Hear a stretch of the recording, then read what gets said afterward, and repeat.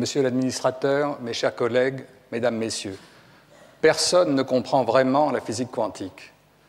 Ce jugement du physicien Richard Feynman exprime une vérité paradoxale sur la théorie scientifique qui a révolutionné notre compréhension du monde et qui a enrichi d'une façon extraordinaire nos moyens d'action et d'information sur lui.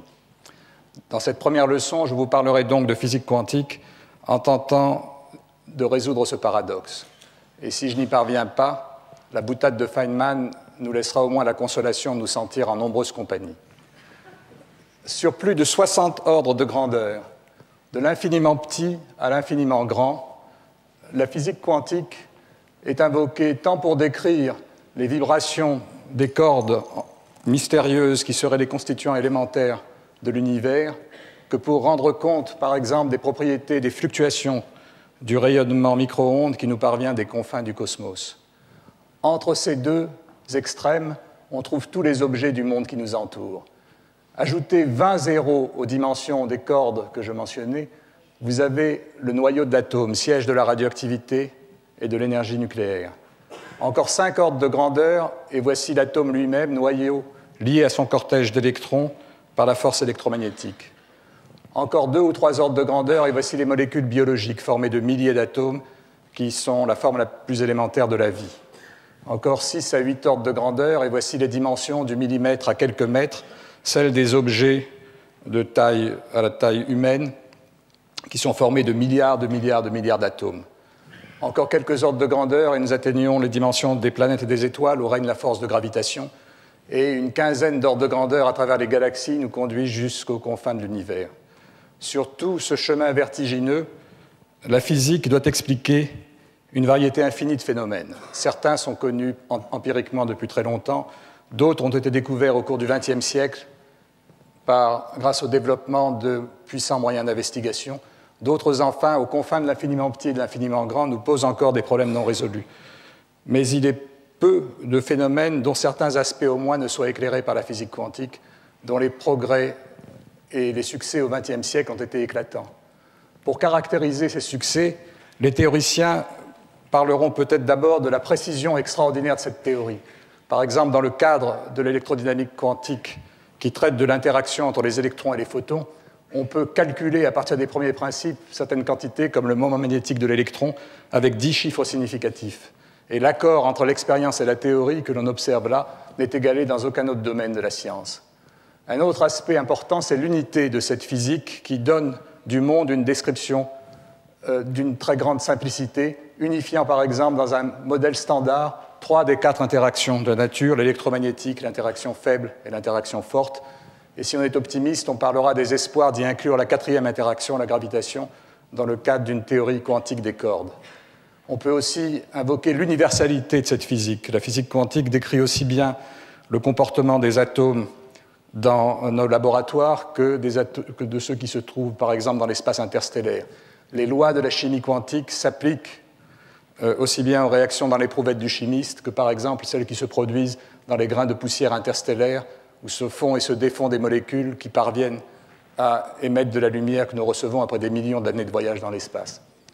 Je parlerai enfin des relations extrêmement fécondes que la théorie quantique établit entre l'infiniment petit et l'infiniment grand, en insistant sur la similitude des phénomènes qui se sont produits à l'origine de l'univers dans un milieu d'une densité et d'une chaleur difficiles à imaginer et ce qui se passe dans les réactions extrêmement violentes entre particules dans nos accélérateurs géants. Mais la physique quantique ne se contente pas de décrire avec une très grande précision la structure de la matière. Par la connaissance profonde qu'elle nous donne des phénomènes qui s'y produisent, elle nous permet en fait de développer des moyens d'action, d'investigation et d'information d'une précision absolument extraordinaire et qu'on n'aurait pas pu soupçonner. En effet, Considérons par exemple le simple petit ordinateur qui me sert à vous présenter cette leçon aujourd'hui. Si vous en exploriez les entrailles, ce qui n'est pas conseillé, vous trouveriez sous le clavier un petit boîtier qui protège une plaque de silicium de quelques centimètres de côté. Sur cette plaque, vous voyez imprimé un labyrinthe de circuits électriques qui relie entre eux de petits empilements de matériaux semi-conducteurs qui constituent autant de transistors, de véritables portes logiques.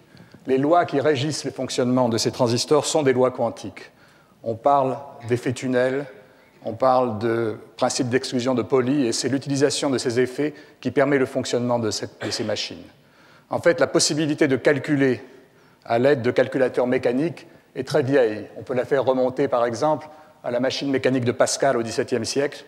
La possibilité de programmer de telles machines avait été entrevue par Babbage au XIXe siècle, qui fabriqua une machine constituée d'engrenages complexes qui pouvaient faire des calculs programmables.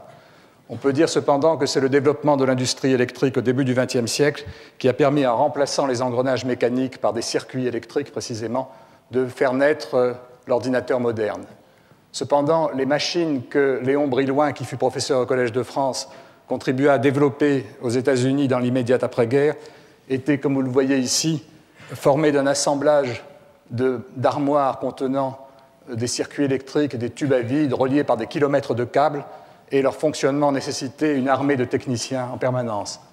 Et les performances de cet ordinateur étaient cependant de très très loin inférieures à celles du simple petit ordinateur de bureau que vous voyez ici.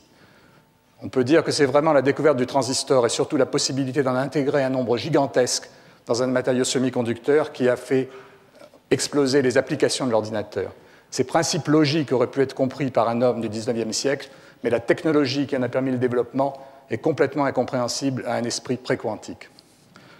Le laser nous fournira un autre exemple d'application intéressante. Je me souviens encore de l'émerveillement que suscitait chez le jeune étudiant que j'étais la vision dans les laboratoires dans les années 60 de ces faisceaux lumineux directifs, monochromatiques et intenses. Jusqu'à cette époque, on n'avait rien vu de pareil. La lumière était de tout temps une onde malaisée à diriger, à faire osciller à une fréquence bien définie. Et le laser a changé cela en exploitant les propriétés de l'émission stimulée des atomes qu'Einstein avait établies au début de l'ère quantique. Et depuis lors, bien sûr, les applications des lasers sont universelles, des plus triviales aux plus sophistiquées, par exemple l'enregistrement des images et des sons sur les disques compacts, la lecture des codes barres des caisses de supermarché, pour ne pas parler de la microchirurgie ou des télécommunications par fibres optiques. La mesure précise du temps nous donnera un autre exemple. Les atomes de tous les éléments émettent et absorbent de la lumière à des fréquences caractéristiques immuables et bien définies.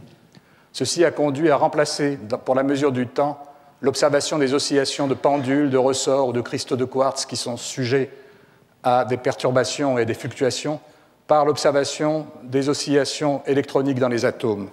Ainsi sont nées des horloges atomiques qui manipulent des jets d'atomes à l'aide de faisceaux laser, de champs de radiofréquence, de champs magnétiques. Ces horloges atomiques ont une précision extraordinaire, une précision de l'ordre de la seconde sur des aires géologiques. Et les applications de ces systèmes sont multiples. Ce sont ainsi des horloges qui, synchronisées entre elles et embarquées dans un ensemble de satellites orbitant autour de la Terre, qui envoient des signaux aux petits appareils du Global Positioning System, du GPS, et la mesure du temps d'arrivée de ces signaux permet par triangulation de déterminer la position de ces détecteurs avec une précision ultime de l'ordre de quelques centimètres, en n'importe quel point du globe. Et plus personne, pratiquement, n'est étonné d'être ainsi dirigé depuis le ciel avec cette extraordinaire précision. Je parlerai enfin de l'imagerie médicale par résonance magnétique, qui est en fait la conjonction de trois technologies quantiques poussées à un degré extraordinaire de sophistication. Un champ magnétique intense produit par des bobines supraconductrices, qui est un effet quantique, et des impulsions radiofréquences convenablement agencées mettent en résonance les moments magnétiques des atomes d'hydrogène de notre corps, et ceci est également un effet purement quantique. Et les signaux qu'émettent ces atomes sont traités et transformés en images par des ordinateurs puissants dont nous avons vu que les matériaux obéissaient également à des propriétés quantiques marquées. Ainsi, on peut reconstituer l'intérieur de notre corps, par exemple avoir une vision extrêmement précise du cerveau, et même observer directement l'activité cérébrale qui se manifeste par la modification des signaux émis par nos protons dans des zones spécifiques du cerveau. Ainsi, la pensée, ou du moins sa manifestation matérielle, deviennent visibles. Quel point commun peut-on trouver à toutes ces applications de phénomènes quantiques? On peut dire d'abord que l'étude de ces phénomènes n'a jamais été au départ motivée par les applications qui allaient en résulter au terme d'un cheminement souvent fortuit. Les applications ne viennent qu'après, et c'est la compréhension des phénomènes, la curiosité gratuite qui mène la recherche fondamentale. Lorsque le laser a été découvert dans les années 60, on disait que c'était, en plaisantant qu'à moitié, une solution à la recherche d'un problème. Ni le laser, ni l'IRM, ni les autres applications dont je vous ai parlé n'auraient pu naître d'une programmation utilitariste. Il y a un deuxième point commun à ces applications, c'est qu'elles ont toutes donné lieu à des inventions, à des instruments que nous utilisons avec l'indifférence blasée que donne l'habitude, sans même nous rendre compte qu'elles sont basées sur l'exploitation de phénomènes microscopiques subtils. D'ailleurs, la connaissance de ces phénomènes ne fait toujours pas partie du bagage culturel de l'homme du XXIe siècle. À la fin de ses années de lycée ou même de classe préparatoire scientifique, un élève sera familier des systèmes mécaniques, des courants électriques, de la loi d'Ohm, du bonhomme d'Ampère, bref, de tout ce qui a fait le triomphe de la révolution industrielle du XIXe siècle, la machine à vapeur et le moteur électrique. Il saura peut-être ce qui se passe sous le capot de son moteur de voiture, beaucoup moins ce qui se passe sous le capot de son ordinateur. Il y a là un aspect paradoxal de l'enseignement général qui, à quelques exceptions près, se trouve figé en France, d'ailleurs comme dans la plupart des autres pays, à la fin du XIXe ou au début du XXe siècle. Je reviendrai sur ce point un peu plus tard. Le fait d'ailleurs que toutes ces inventions soient incompréhensibles à un esprit classique apparaît évident si on essaye de se souvenir des débats qui, dans une atmosphère fin de siècle analogue à celle que nous avons connue récemment, ont agité les milieux scientifiques dans les années 1890. On cherchait à savoir ce qu'allait être le XXe siècle. On avait prévu alors le développement du transport automobile, les débuts de l'aviation ou des transports aériens, peut-être même les voyages dans l'espace, bref, tout ce qui était un prolongement naturel de la physique classique. Mais personne n'avait pensé au laser, à l'ordinateur ou à la résonance magnétique nucléaire. Et en fait, ces inventions, les objets que je vous ai montrés, paraîtraient de la pure magie à un physicien de 1900 revenant parmi nous. En fait, on demanda par exemple en 1894 à Marcellin Berthelot, j'ai cherché à émailler ce discours de référence au Collège de France, donc le grand chimiste du Collège de France, on lui demanda de décrire comment il voyait la chimie de l'an 2000, à la fin d'un banquet, et il décrivit pour l'an 2000 un monde où les aliments seraient tous produits par synthèse chimique. Et il faut reconnaître que la prévision était malheureusement partiellement vraie, mais la vision pour un chimiste était un peu courte. Il n'avait prévu aucune des avancées de la chimie quantique au XXe siècle. Il est vrai qu'il aurait eu du mal à le faire, car il ne croyait pas même à l'existence des atomes, dans les années 1890.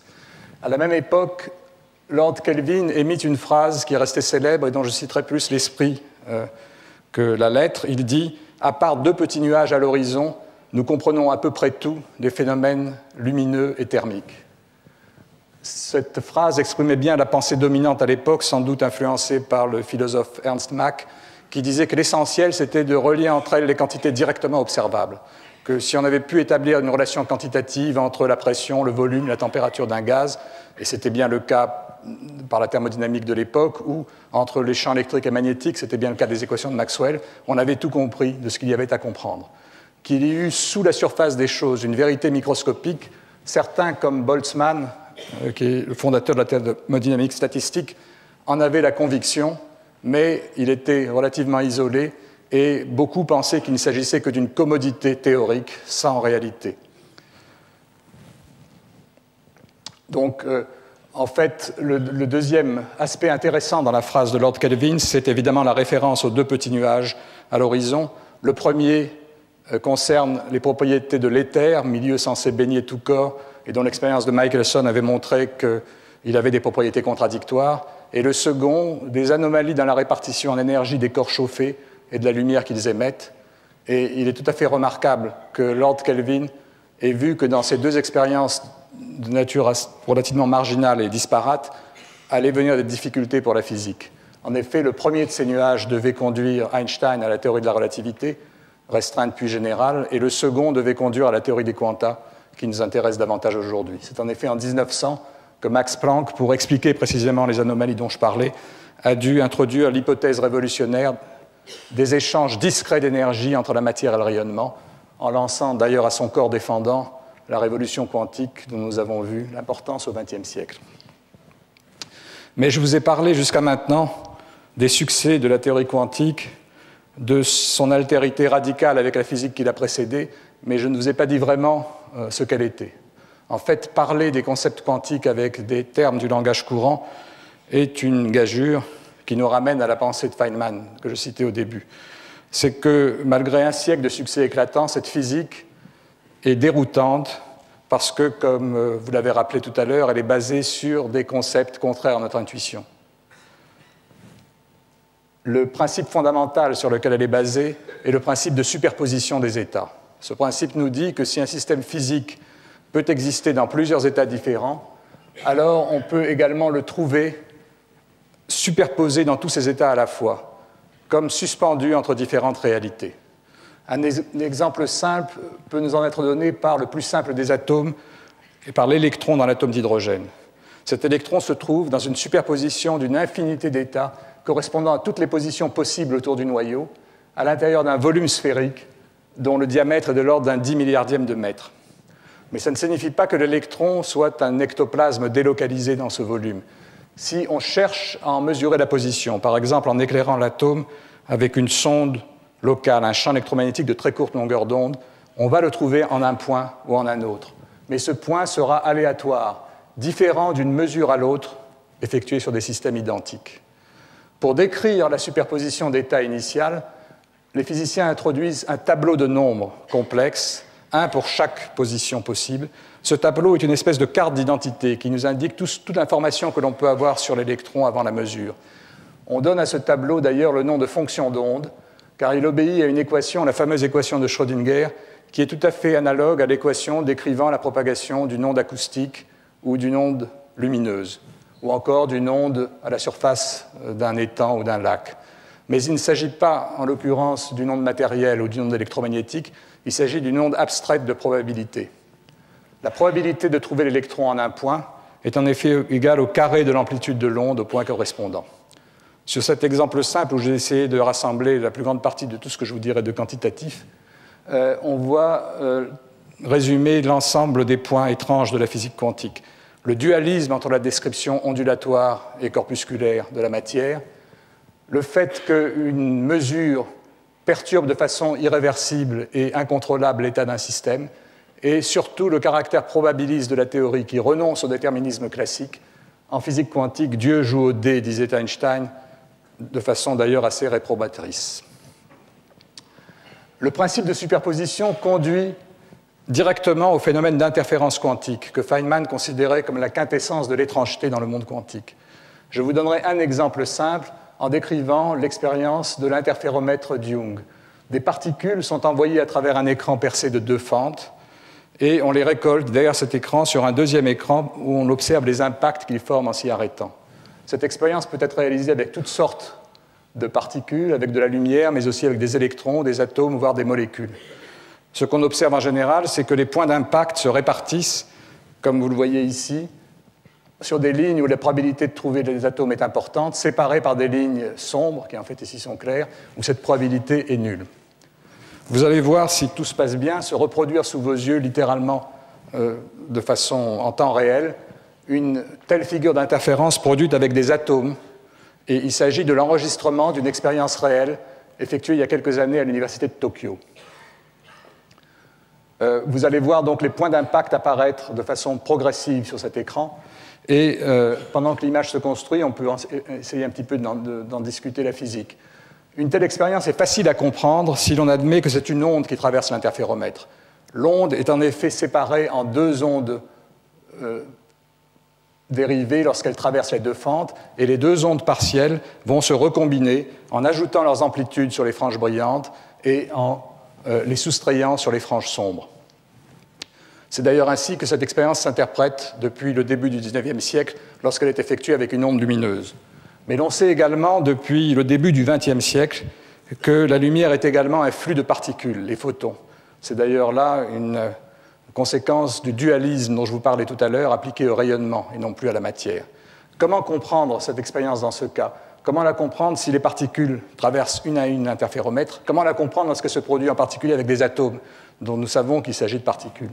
Lorsqu'on voit ainsi cette image se former, chaque atome traversant l'appareil semble nous dire directement « je suis une particule, voyez mes points d'impact discrets » et en même temps et de façon contradictoire « je suis une onde, voyez la figure d'interférence qui va se former progressivement ».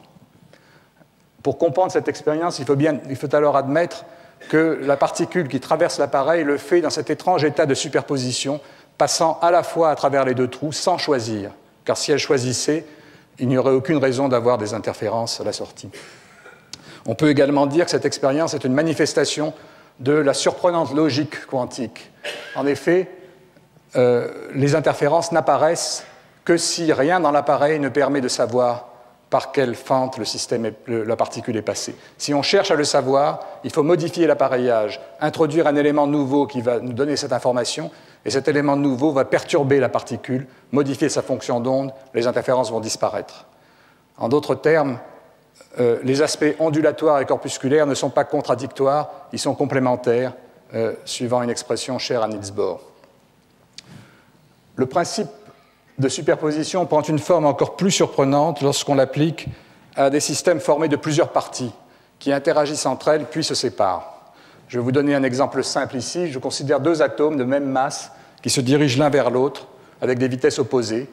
Ils subissent une collision et puis ils repartent dans des directions différentes. Pour détecter l'état final, on dispose tout autour du point d'impact des détecteurs qui vont enregistrer l'arrivée des atomes.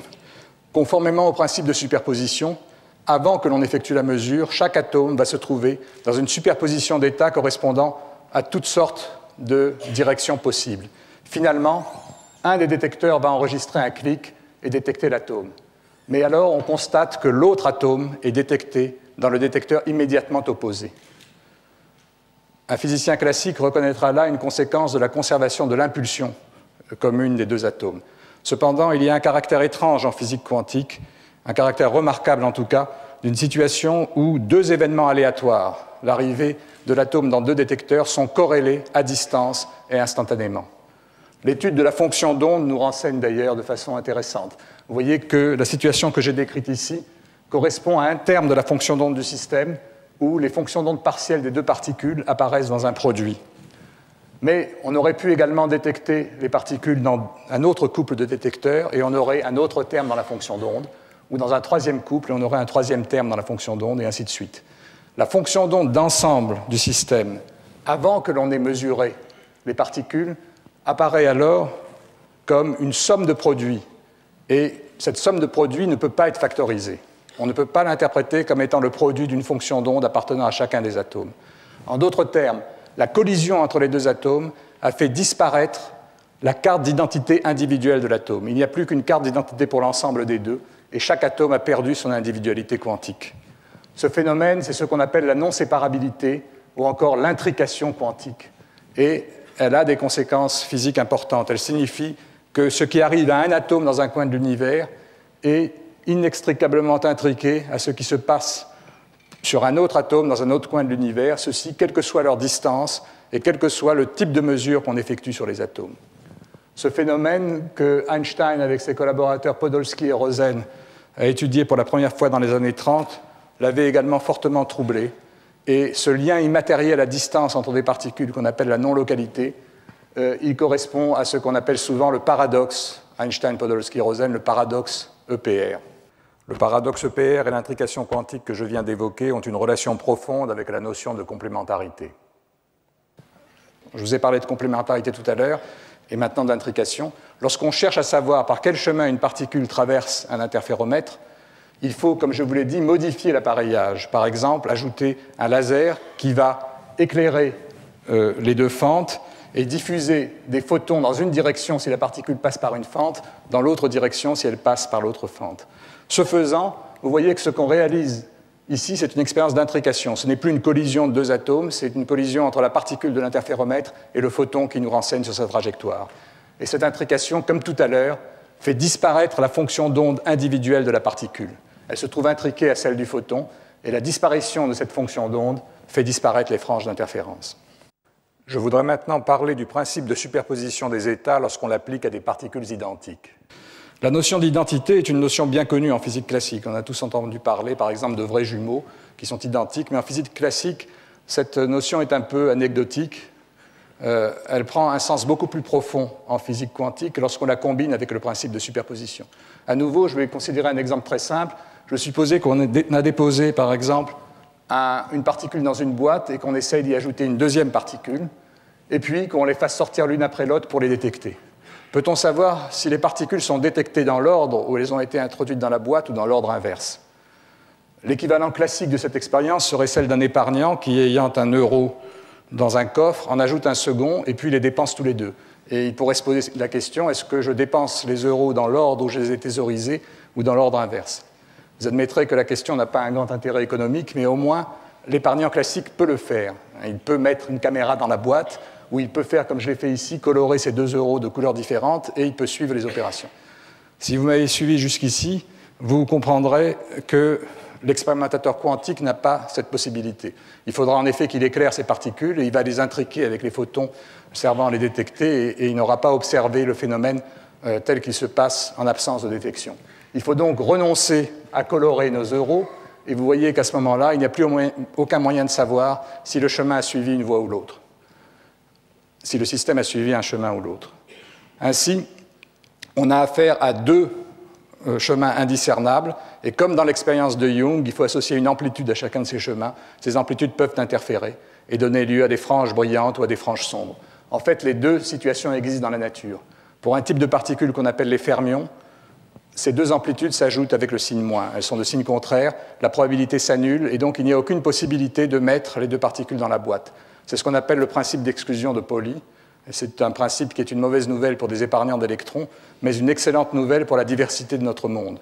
Ça signifie en particulier que dans un atome, une molécule, un solide, tous les électrons doivent se répartir en autant d'états d'énergie qu'il y a d'électrons dans le système, et ça donne une diversité de structures absolument extraordinaire. Ça explique en particulier les lois de la biochimie sur laquelle notre vie est basée, et donc on peut dire que si les fermions n'étaient pas des particules indiscernables, nous n'existerions pas. D'ailleurs, Feynman insiste dans son livre de physique générale sur le fait que, par exemple, je passerai à travers le sol de cette salle. C'est en effet parce que les électrons de mes semelles s'opposent, ne veulent pas se trouver au même point que les électrons du sol sur lequel je me tiens, que celui-ci exerce la force de réaction qui me maintient devant vous. Donc toute la physique serait complètement différente si les fermions n'existaient pas. Je vous ai parlé ici de conséquences un peu triviales, mais les propriétés des semi-conducteurs, qui sont à la base de toute la technologie moderne, sont basées sur les propriétés fermioniques. Pour un autre type de particules, qu'on appelle les bosons, ces amplitudes s'ajoutent au lieu de se retrancher. On est sur une frange brillante de l'interféromètre de Young. Ça veut dire que non seulement les 2 particules accepteront d'aller dans le même état, mais ils le feront avec une probabilité plus grande que s'ils étaient discernables. Les bosons sont des particules grégaires. Les propriétés de la lumière seraient complètement différentes si les photons étaient des bosons et si les photons étaient par exemple discernables. Un certain nombre d'effets qui ont été découverts au cours du XXe siècle sont liés au caractère bosonique des particules. Par exemple, la superfluidité de l'hélium aux basses températures, le fait que cet hélium s'écoule de façon sans aucune viscosité est lié au fait que l'hélium est un boson. Le fait que certains métaux conduisent aux basses températures le courant sans perte, sans échauffement, la supraconductivité, est lié au fait que dans ces métaux, les électrons s'associent en paires qui se comportent comme des bosons et non comme des fermions. Et nous avons vu que cela a des conséquences technologiques, par exemple la fabrication d'aimants supraconducteurs pour la résonance magnétique nucléaire. Le phénomène de condensation des bosons dans un état quantique unique, si les bosons sont refroidis suffisamment, a été prévu par Bose et Einstein en 1924. Il n'a été observé que 70 ans plus tard, dans une très belle expérience effectuée sur des atomes de rubidium, refroidis à une température d'une fraction d'1 millionième de degré absolu. Et cette expérience a ouvert le champ d'applications très nombreuses, dont certaines sont sans doute prometteuses sur le plan pratique. Le prix Nobel vient d'ailleurs d'être décerné aux auteurs de cette première expérience. Nous avons vu jusqu'à maintenant que la physique quantique est indispensable pour comprendre le comportement de la matière au niveau microscopique, qu'elle est également indispensable pour comprendre certains phénomènes collectifs impliquant un grand nombre d'atomes. Néanmoins, il faut reconnaître qu'à l'échelle macroscopique, la plupart du temps, les phénomènes de superposition ne sont pas directement observables. Personne n'a vu, par exemple, une boule de billard passer simultanément par deux trous, et on peut même se demander ce qu'un tel phénomène pourrait signifier. En fait, on peut penser que c'est parce que notre intuition commune s'est forgée à l'observation du monde macroscopique où ces superpositions n'existent pas, qu'on a du mal à les imaginer. On peut dire que notre cerveau a été câblé par l'évolution pour comprendre des collisions de boules de billard, pas des collisions d'atomes ou d'électrons. Il y a là cependant un paradoxe, parce que les objets macroscopiques, les boules de billard, sont constitués par des atomes qui séparément obéissent aux lois quantiques. Donc on peut se demander pourquoi ces lois s'effacent-elles à l'échelle macroscopique, pourquoi l'apparence classique du monde finit par émerger du quantique sous-jacent. Schrödinger a posé ce problème de façon assez provocante lorsqu'il a discuté sa fameuse expérience du chat. Il a imaginé qu'on enferme dans une boîte un système macroscopique complexe, un chat vivant, avec un seul atome, et que cet atome soit utilisé pour mettre le chat dans une superposition de deux états dramatiquement différents, un état où le chat est vivant superposé à un état où le chat est mort. Si on admet, et c'est ça le point crucial du raisonnement, que le chat possède une fonction d'onde individuelle, ceci est une conséquence inéluctable de la théorie quantique, et néanmoins personne n'a vu une telle situation burlesque, n'a jamais observé un chat dans une telle superposition, et surtout n'a jamais vu d'effet d'interférence associé aux deux états du chat. Alors qu'est-ce qui arrive au chat de Schrödinger? Pour le comprendre, il faut faire appel à un dernier concept important, celui de décohérence. En fait, un système complexe, qu'il soit d'ailleurs vivant ou inanimé, ne peut pas être isolé de son environnement. Le chat va être entouré par des molécules, par des photons thermiques, et très rapidement, il va se coupler à cet environnement. Et ce couplage va conduire à une intrication avec l'environnement qui va détruire la fonction d'onde spécifique du chat. Le chat n'aura plus qu'une fonction d'onde combinée à l'environnement, mais pas de fonction d'onde individuelle. Et ceci fait que les effets d'interférence vont disparaître. Ceci est donc analogue à l'observation du chemin de la particule dans un interféromètre. C'est l'environnement, les molécules de l'environnement, qui évoluent dans des états différents suivant que le chat est vivant ou mort, ou suivant que le système est dans un état macroscopique ou un autre, qui détruisent la possibilité d'observer des interférences. Ce phénomène est d'ailleurs d'autant plus rapide que le système est plus gros, et il explique le passage continu du classique au quantique. Le fait de décrire des phénomènes, des concepts quantiques profonds comme la superposition d'états, la décohérence, la complémentarité, avec des termes issus du langage quotidien, n'est pas exempt de danger. Le premier de ces dangers est d'ailleurs tout à fait commun à toutes les leçons inaugurales, en particulier les leçons scientifiques, c'est de paraître trivial aux spécialistes et complètement incompréhensible aux autres. Il y a un autre danger qui est un peu plus subtil, qui est que l'auditoire non spécialisé, entendant parler d'êtres mi-ondes, mi-particules, s'imagine qu'on a affaire à ces monstres qui peuplent la statuaire des églises romanes, mi-hommes, mi-bêtes, et donnent un côté sorcier à la physique quantique. Cette sorcellerie, ce caractère indéfini, est d'ailleurs renforcé par l'emploi inapproprié d'expressions comme indétermination et incertitude quantique. Je voudrais insister sur le fait que rien n'est plus éloigné de l'essence de cette physique, qui donne du monde une description d'une précision extraordinaire et qui donne surtout aux formes à l'échelle microscopique une stabilité de structure, une permanence que la physique quantique, que la physique classique serait incapable d'expliquer.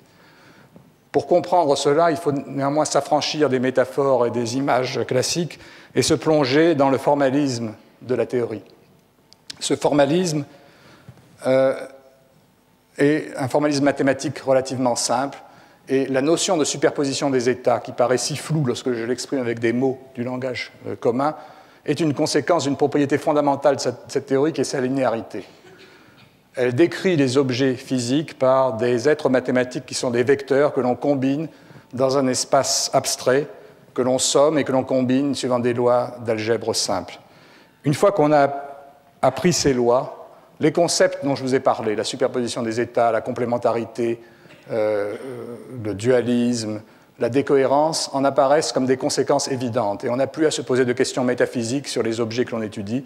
On peut simplement calculer, et c'est ce qu'ont fait les physiciens, la plupart des physiciens au cours des 100 dernières années avec le succès dont j'ai parlé. Mais il faut faire un effort d'abstraction, et surtout le lien entre la théorie et l'observation directe du monde est plus indirect qu'il ne l'est en physique classique. On n'observe pas directement en général les entités dont on parle. Et je pense que c'est la combinaison de ces deux aspects, la nécessité d'une abstraction, d'un formalisme, et l'éloignement entre l'expérience et la théorie qui rendent la physique quantique si difficile à enseigner à un niveau élémentaire. Ce chemin, d'ailleurs, entre l'expérience et la théorie, les fondateurs de la physique quantique ont dû le suivre, et ils ont progressé au cours des années 20 à l'aide d'intuitions géniales qui étaient suggérées par des observations indirectes du monde. Vous avez ici une photo de Bohr, Heisenberg et Pauli. Ces intuitions, c'était par exemple l'intuition des ondes de matière par De Broglie en 1923, l'intuition du principe d'exclusion de Pauli, dont j'ai déjà parlé en 1925, et puis tout de suite après, la théorie s'est développée très rapidement dans les travaux indépendants de Heisenberg, de Schrödinger et de Dirac. À cette époque, pour discuter de la théorie émergente, ces physiciens avaient pris l'habitude d'imaginer des expériences de pensée, des expériences imaginaires dans lesquelles ils se voyaient manipulant des objets quantiques individuels, un atome, un électron, un photon, à l'aide d'appareils qui peuvent nous paraître un petit peu naïfs, mais qui leur permettaient de dégager les phénomènes essentiels en s'affranchissant de toutes les difficultés non essentielles dans le problème. Ils pensaient en même temps que ces expériences seraient à tout jamais infaisables. Schrödinger, jusque dans les années 1950, sans doute encore influencé par la pensée de Mach, pensait qu'il était ridicule d'envisager qu'on ne pourrait jamais voir directement, manipuler directement in vivo un atome. Il serait donc très surpris par les expériences que les progrès de la technologie, d'ailleurs basés sur les phénomènes quantiques dont j'ai parlé, nous permettent maintenant de réaliser. Grâce au microscope à effet tunnel, on peut littéralement voir des atomes à la surface d'un cristal. On peut même les déplacer et écrire avec ces atomes des structures. Par exemple, les 3 lettres que vous voyez ici ont été réalisées dans le laboratoire d'une compagnie dont je n'ai pas besoin de vous dire le nom. Elles sont écrites à une échelle du milliardième de mètre. Écrits à cette échelle, tous les livres de la Bibliothèque nationale tiendraient largement sur un timbre.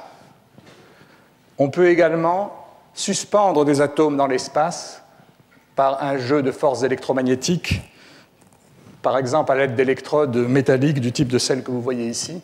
Et ces atomes suspendus dans l'espace, on peut les interroger à l'aide de faisceaux laser, leur faire diffuser de la lumière, et on peut ainsi voir directement des atomes. Voici un atome, voici 2 atomes, et voici en bas 7 atomes que l'on peut même mettre en mouvement et observer leurs vibrations au cours du temps. On peut également intriquer entre eux des photons individuels, les envoyer à travers des fibres optiques à de très grandes distances, ou encore les piéger dans une boîte formée de miroirs ultra réfléchissants et les observer sans les détruire. À travers toutes ces expériences, qui sont de véritables expériences de pensée devenues bien réelles, ce sont tous les concepts fondamentaux de la mécanique quantique que l'on peut éclairer, mais il y a plus. En apprenant à manipuler des systèmes de cette façon, on ouvre la voie à un champ nouveau de recherche qui est à la frontière entre la théorie de l'information, l'informatique et la physique, qu'on peut appeler le traitement quantique de l'information. Et c'est de ce sujet qui fera l'objet de mes cours dans cette année et dans les prochaines années que je voudrais parler pour terminer la partie scientifique de cette première leçon. Tous les signaux que s'échangent les machines informatiques dans notre monde sont composés d'éléments indivisibles que l'on appelle les bits et qui jouent, pour la théorie de l'information, le rôle des atomes pour la matière. Chaque bit peut prendre 2 valeurs, 0 ou 1. Une suite de ces bits représente une lettre de l'alphabet, un texte, un morceau de musique, une image. En les couplant entre eux, on peut les additionner, on peut les multiplier et faire par combinaison les opérations les plus complexes.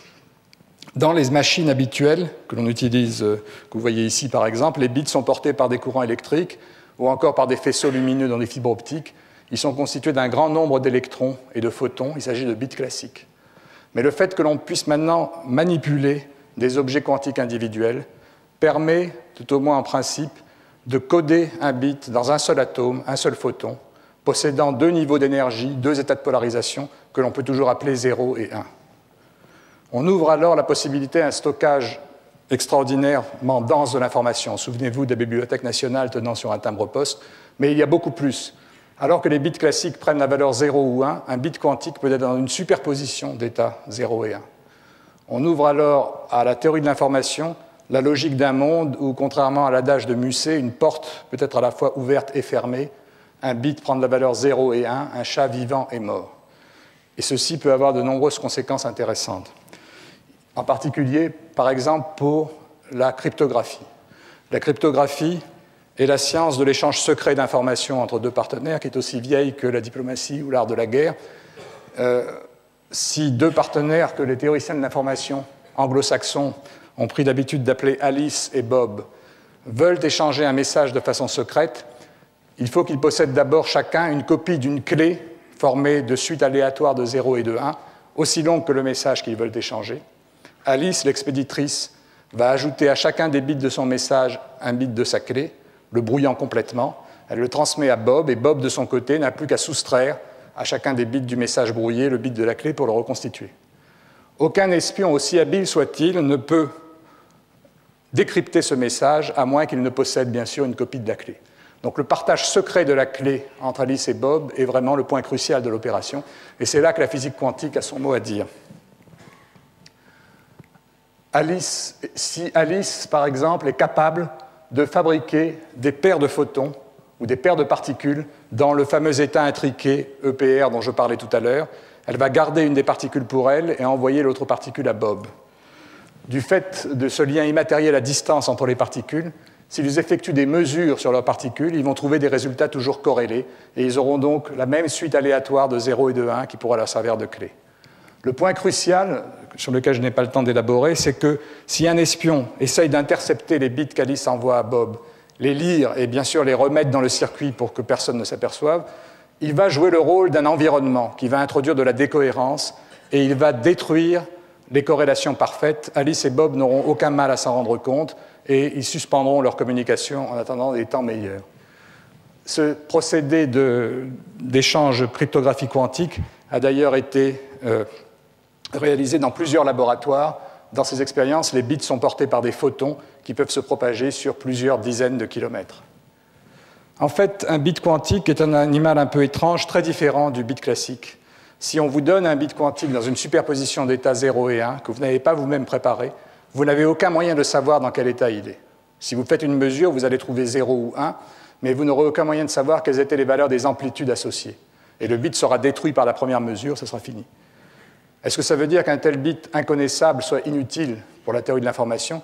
La réponse est non. Ça peut paraître un peu étrange, mais l'information peut être stockée non pas dans le bit lui-même, mais dans les corrélations que le bit établit avec d'autres bits, dans l'intrication, dans des effets d'interférence, et il peut être utile de manipuler des bits qu'on ne connaît pas. Il peut même être utile de pouvoir les transporter d'un point à un autre pour effectuer à distance des opérations sur eux.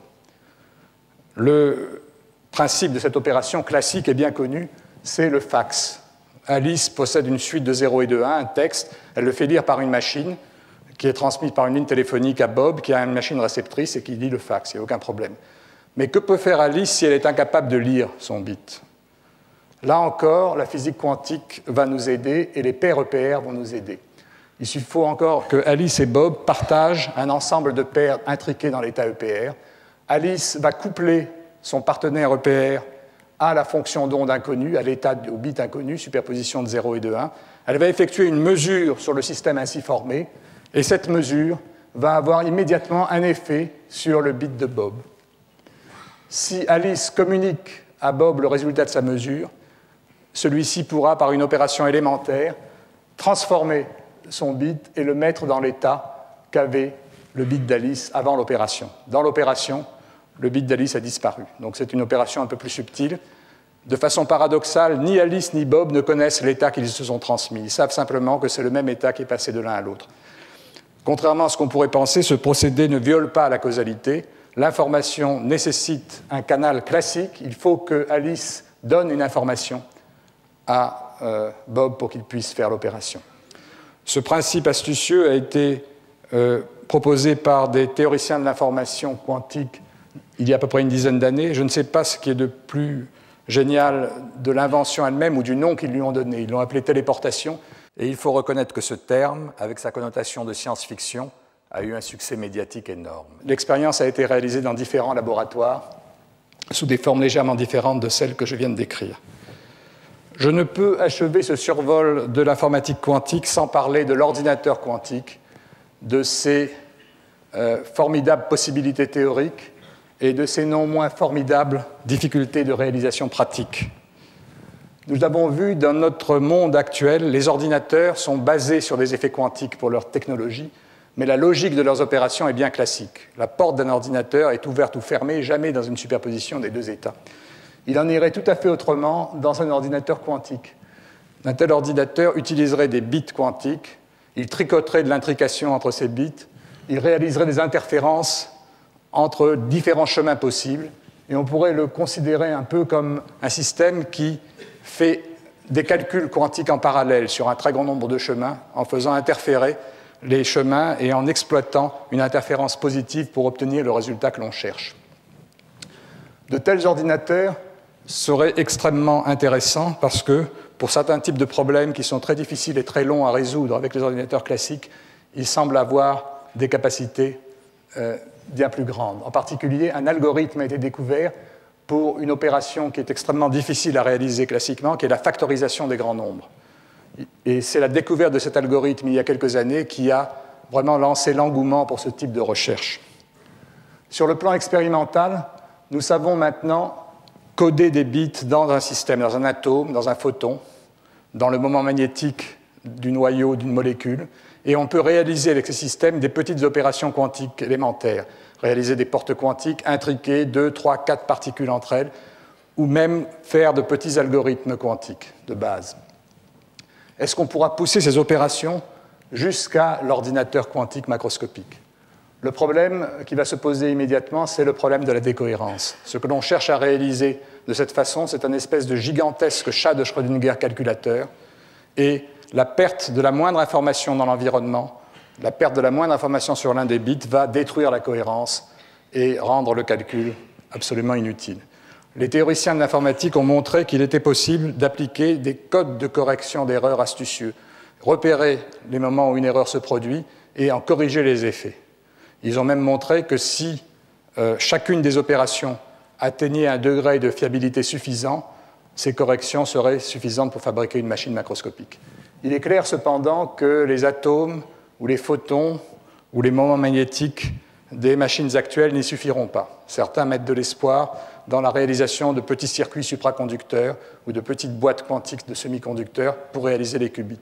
La décohérence de ces systèmes est cependant très importante actuellement, et le moins qu'on puisse dire, c'est qu'elle reste à évaluer et à corriger. Est-ce que l'ordinateur quantique verra le jour? Je crois que l'histoire peut se comparer un petit peu à l'histoire des ordinateurs classiques. Les éléments dont nous disposons actuellement jouent un peu le rôle des antiques engrenages des machines de Pascal ou de Babbage, qu'il était impossible d'intégrer un nombre suffisant. Pour l'ordinateur classique, la solution est venue du transistor, et on peut se demander est-ce qu'il existe, attendant notre découverte, ce fameux transistor miraculeux qui permettra l'essor de l'ordinateur quantique. La réponse à cette question, évidemment, personne ne peut la donner. Ce qu'on peut dire, c'est que si cet ordinateur était découvert, les conséquences en seraient sans doute beaucoup plus grandes que simplement la factorisation des grands nombres. On aurait en quelque sorte le chat de Schrödinger parmi nous, la frontière entre les mondes classiques et quantiques aurait été dans un certain sens abolie, et personne ne peut savoir quelles en seront les conséquences. Alors, est-ce qu'on peut attendre un tel résultat pour ce siècle? Les prévisions faites dans le passé nous incitent peut-être à la prudence. Ce que je voudrais dire en conclusion, c'est que quoi qu'il arrive, ce domaine de recherche est intéressant parce que, en mariant les techniques de l'information, du traitement de l'information avec la physique quantique, on apprend à quantifier, à classer la complexité dans le monde quantique. Et sur le plan expérimental, en apprend en manipulant des systèmes de plus en plus complexes, on acquiert également une information intéressante. Il y aura sans doute des applications, même si ce n'est pas celle que l'on attend. Au terme de cet exposé, j'espère que je ne vous ai pas laissé une impression trop réductionniste de la physique. J'ai essayé de vous montrer que la physique quantique était essentielle à la compréhension de phénomènes essentiels pour notre propre vie, qu'il s'agisse de notre vie biologique ou de notre vie dans le monde technologique. Mais la physique quantique, si elle est indispensable, n'est évidemment pas suffisante. Dès qu'on considère des systèmes complexes, il faut faire intervenir des principes d'organisation de la matière qui ne se réduisent pas à une simple somme d'effets microscopiques, et il serait complètement illusoire d'essayer de tout calculer à partir des premiers principes en suivant l'évolution de tous les atomes d'un système. L'introduction de ces principes d'organisation qui fait appel à la définition de paramètres d'ordre, de paramètres macroscopiques qui décrivent le quantique de façon globale, fait émerger des effets nouveaux imprévisibles. Il y en a eu de nombreux exemples, en particulier en physique de la matière condensée, que je n'ai pas le temps d'évoquer. Je voudrais simplement dire qu'en physique, et encore sans doute plus en chimie, en biologie, il est clair qu'il y a des concepts qui sont différents, des concepts quantiques et qui sont indispensables. Et je ne pense pas en particulier que la physique quantique ait grand-chose à dire pour décrire, par exemple, les mécanismes cérébraux à l'origine de la conscience, comme certains ont pu le croire. Je voudrais dire également que j'ai beaucoup insisté sur les succès de la théorie quantique, Et ces succès, je dois le dire, sont utilisés de façon paradoxale et parfois un peu perverse contre la physique, pour en annoncer en quelque sorte la fin. On dit que la physique a accompli son programme et que donc elle est terminée pratiquement et qu'elle est remplacée aux frontières du savoir par la biologie ou par les neurosciences. Outre le fait que c'est une opposition entre les sciences qui est assez malsaine, je pense que cette idée est aussi fausse aujourd'hui qu'il y a 100 ans. Souvenons-nous des 2 petits nuages de Lord Kelvin. Alors d'où viendra la surprise? Est-ce que c'est de l'incapacité actuelle d'inclure la gravitation dans la théorie? Est-ce que c'est de la cosmologie avec la fameuse masse manquante de l'univers? Il est difficile de le dire. Est-ce que la théorie quantique sous sa forme actuelle est là pour toujours, ou au moins pour longtemps? Ou est-ce qu'elle va être remplacée par des conceptions plus générales qui, tout en englobant ces idées, seront plus précises, par exemple, au niveau des problèmes d'interprétation? Ça reste également un problème ouvert. Ce qui est sûr, en tout cas, c'est qu'il est présomptueux de sous-estimer les capacités qu'a la nature de nous surprendre. Il est clair que des découvertes restent à faire et de nombreuses inventions à faire qui nous paraîtraient sans doute aussi surprenantes qu'un ordinateur portable à Marcellin Berthelot. Alors j'ai achevé la partie scientifique, mais je voudrais terminer par quelques mots.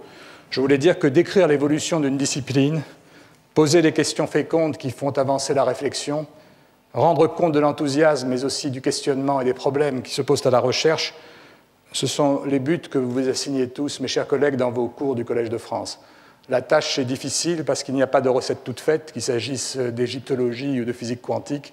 Il faut tenir compte du fait que l'auditoire en particulier n'est pas un auditoire dont l'assiduité est assurée par la recherche d'un diplôme. Il est clair que cet auditoire a une grande exigence et donc il faut trouver à chaque fois la solution qui s'applique. Chaque professeur aborde cette tâche avec son expérience personnelle, avec sa personnalité façonnée par ses rencontres et sa formation, et il est de tradition donc de terminer par quelques mots sur ce trajet personnel. Je voudrais commencer par évoquer la mémoire de mes parents qui m'ont très tôt encouragé à la réflexion, suivant avec attention mes études, même lorsque, en devenant scientifique, elles se sont écartées des références qui leur étaient familières. Je voudrais aussi parler de celles qui partagent ma vie depuis plus longtemps que la physique, mais je ne m'attarderai pas plus longtemps sur ces éléments qui sont des éléments du fort intérieur et de la sphère privée. Ce sont des domaines que la physique, fût-elle quantique, ne saurait éclairer, et surtout des domaines que, par une division du travail entre nous, c'est ma femme Claudine qui les étudie plus précisément, donc je n'en parlerai pas davantage ici. Je dirais simplement que je me suis familiarisé avec les atomes à l'école normale dans les années 60. Je venais, pour ainsi dire, du 19e siècle, je veux dire de la physique classique, des classes préparatoires scientifiques, et je me suis très rapidement immergé dans la physique quantique grâce aux cours de maîtres exceptionnels. Je voudrais rappeler les cours d'Alfred Kastler qui nous parlait de la danse des moments cinétiques atomiques et qui donnait une véritable vie poétique aux atomes et aux photons. Je voulais parler aussi des cours de Jean Brossel qui nous remettait les pieds sur terre en nous décrivant les grandes expériences qui avaient fondé la théorie, qui avaient permis de comprendre vraiment la théorie quantique, et ce faisant, il nous insufflait l'austère passion de la précision. Je voulais parler aussi des cours théoriques de Claude Cohen-Tannoudji, qui nous a vraiment, avec une clarté et une profondeur extraordinaire, expliqué les fondements de cette théorie. Je voulais également dire qu'à cette époque, j'ai dévoré 3 ouvrages dont je me souviens et qui m'ont laissé un souvenir impérissable. C'est la mécanique quantique d'Albert Messias.